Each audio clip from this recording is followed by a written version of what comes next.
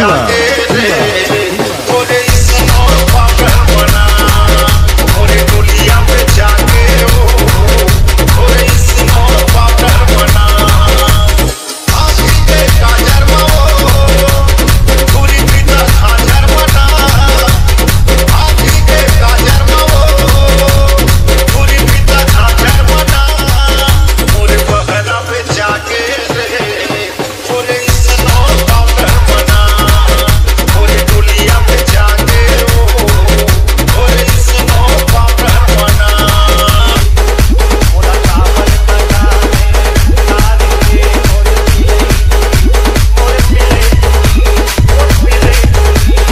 DJ Himesh.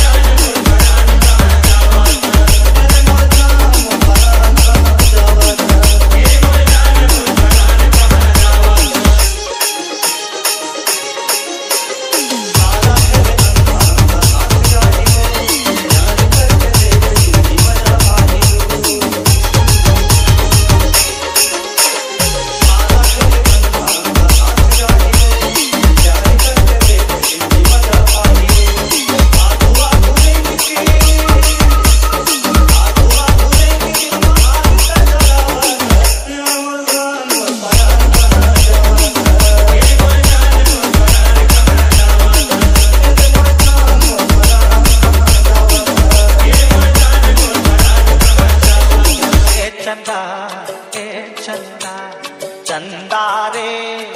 ए चंदा और बिना रहा नहीं जाए चंदा रे ए चंदा और बिना रहा नहीं जाए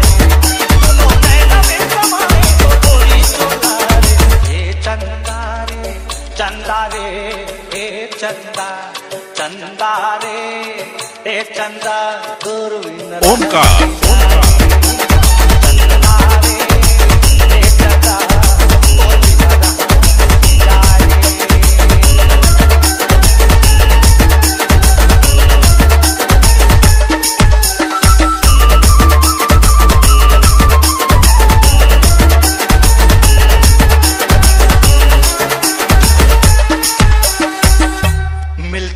मेरी जान ऐसी घड़ियां नसीब से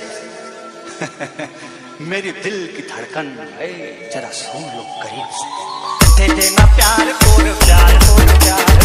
मुश्किल में पड़ के धक्का जिंदगी हमारी दे देना प्यार को प्यार मुश्किल में पड़ के धक्का जिंदगी हमारे DJ Deva.